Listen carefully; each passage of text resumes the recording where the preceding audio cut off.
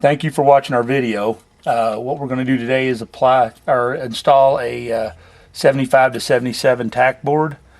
We've got an original tack here. We've already removed the 3 nuts off the back of it. So if you turn it over, the little plastic retainer, you just remove your 3 nuts from here. You pull it off.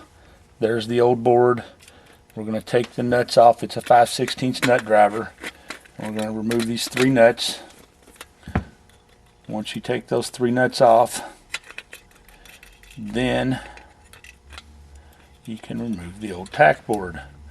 Anytime you install a new tack board on a car, you need to do what's called a zero set. A zero set means you need power, you need ground, and you need no input. That tells the tack where zero's at. So to do that, you have to power it up. You have to apply ground, and then you have to pull the needle off and reinstall it at 0. It's not a hard job to do. It just takes you a couple times to get it right sometimes. Get these nuts on here.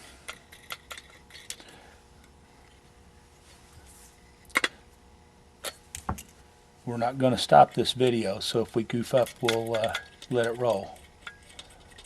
Okay? Okay, now we've got our 3 board nuts on. We've snugged them down. We're going to put the retainer back on. Just line up your 3 tangs. The size of the board is not going to be a problem.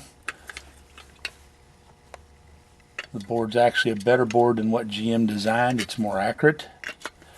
It also has a 15-turn potentiometer, unlike some of the foreign boards that are being produced. They have a 1 turn, and you can actually bump the gauge and change the calibration.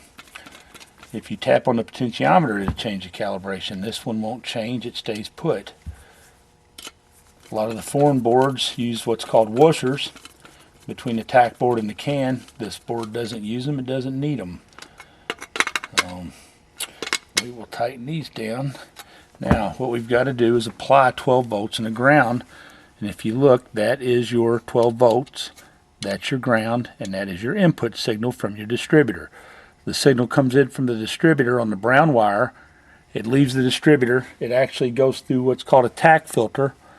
When it leaves the tack filter, this is a tack filter.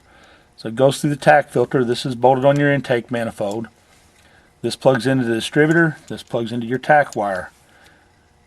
This wire runs from here all the way through the bulkhead connector up to the dash, and it should have continuity from this terminal all the way to the distributor if it's working properly. The next thing we're going to do is we're going to apply ground. We're going to apply 12 volts to it, and we should be on 0. And we're not exactly on 0, and this is where your 0 set would come in. We're going to go ahead and do the 0 set, and the main reason we're going to do it is so you know how to. So we're going to pull the needle off, and you just tug it and pull it straight forward, and you want to make sure this little spindle doesn't come out. So just to check it, just take your fingernail and just kind of push down, and if it did come out, it'll pop back in. Now what we're going to do is we're going to set the needle on here. And it's going to kind of freewheel, and what we want to do is we want to have it vertical, and we want to set it as close to 0 as possible. So, and I missed it, so what we're going to do is we're going to pull it off and do it again.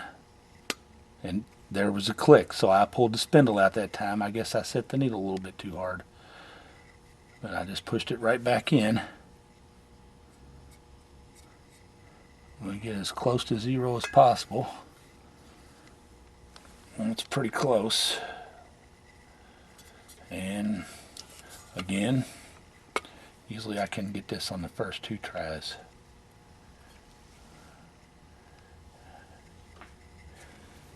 And so we could call this a goof, and we're not stopping.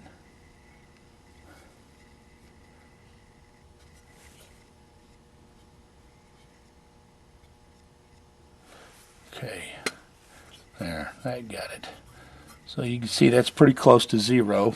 It might be off just a little bit, but I'm not going to complain.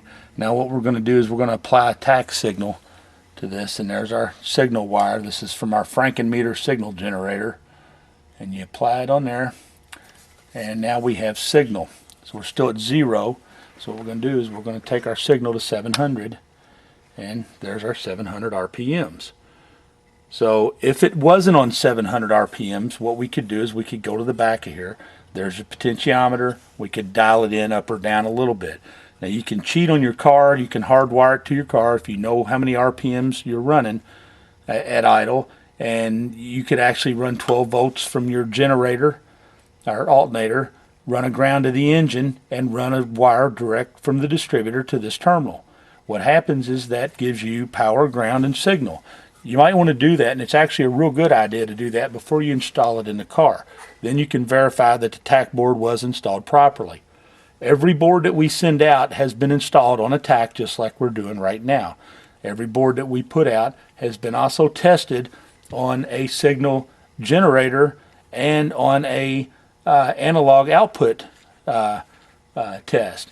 So we're fairly certain that every board that goes out should be dead nuts on the money, or better yet, every board that goes out is an actual functioning board without a problem. So you can look at this, and we're going to run it up to 2,000, and we're going to run it up to 3,000, and then we're going to run it up to 4,000. And we can move it back and forth, and if we wanted to tweak it a little bit at any RPM, we could. So that's pretty much how you put the board together. Problems that cause the problems that we hear about are would be that my speedometer or my tachometer, when I put it back in the car, reads 2,500 RPMs, and it doesn't go anywhere. Well, if it's reading 2,500 RPMs, that usually means that you didn't do a 0 set when you installed the board. And that it's not getting any signal from the distributor. So my advice on that would be to run a continuity test from the wire inside, that'd be the brown wire, to the bulkhead connector, and then run a continuity test from the bulkhead connector to the distributor. If you have continuity between the two, then check your tack filter. If you think your tack filter is bad or not working properly, bypass it.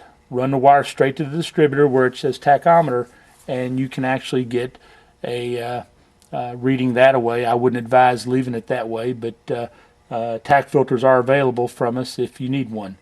So I guess that's going to conclude our installation. Thanks for watching, and we hope to bring you more soon.